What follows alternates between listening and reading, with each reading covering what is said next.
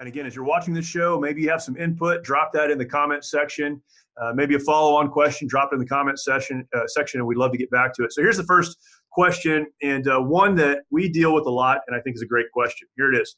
How can active duty get help without it hurting their status or career?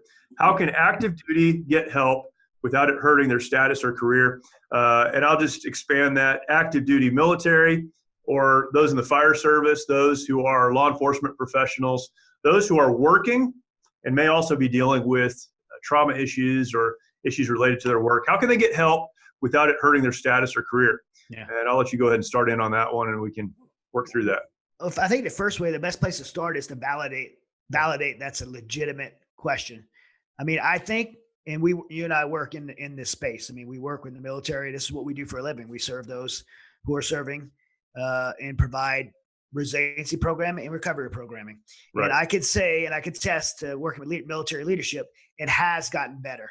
Like the door to people getting help without repercussions has gotten better. That's just a fact. I mean, I think military commanders after 20 years of war understand that guys are struggling. You know, wartime will teach you that. And America's never been in a war this long. And so a lot of lessons have been learned. Now, while it's gotten better, that question that you presented is valid.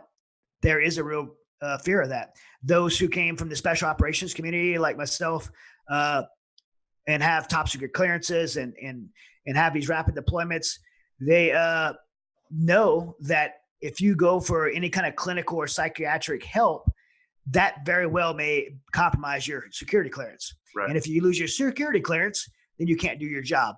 And so it does impact you, and it will impact your career.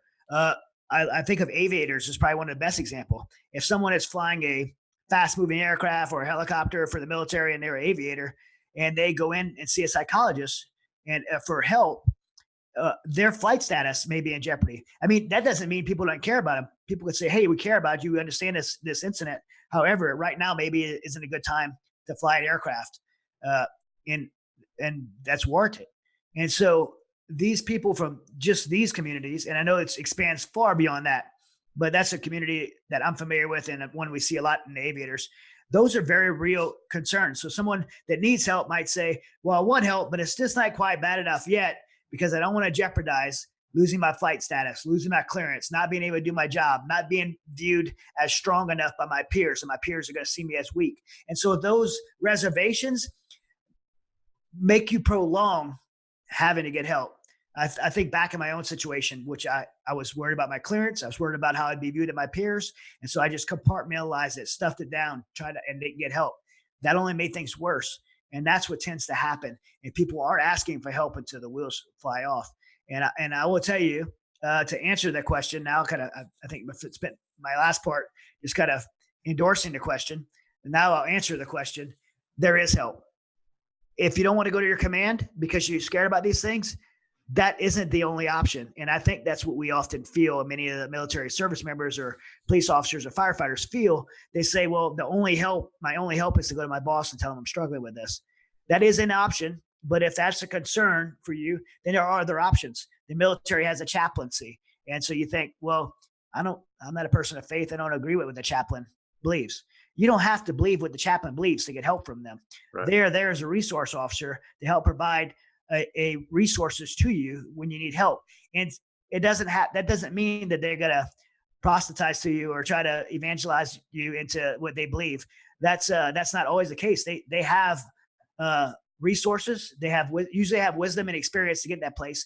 And if they can't help you, they can point you in the right direction. And one of the great things about the chaplaincy is it's a lot more confidential than if you went to a clinical for clinical care.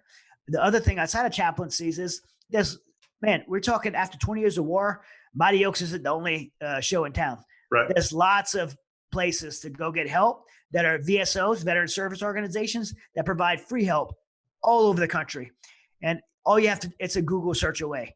It's asking a friend in a military network, hey, have you ever heard of a program that can help me with this? There's lots of people you can go to.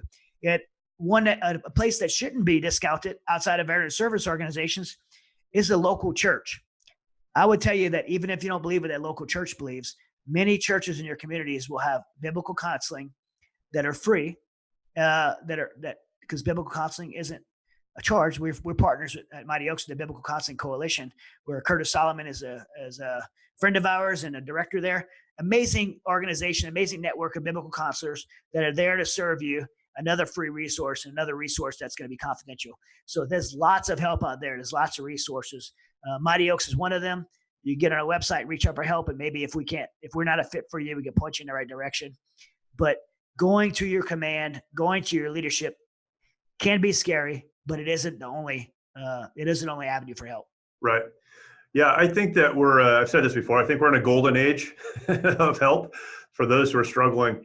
Even again, in the first responder community, the world has changed. And whether it's military leaders or those who are in that, the fire service or in the police departments, they're starting to understand that they need to have several avenues of hope and several avenues of help.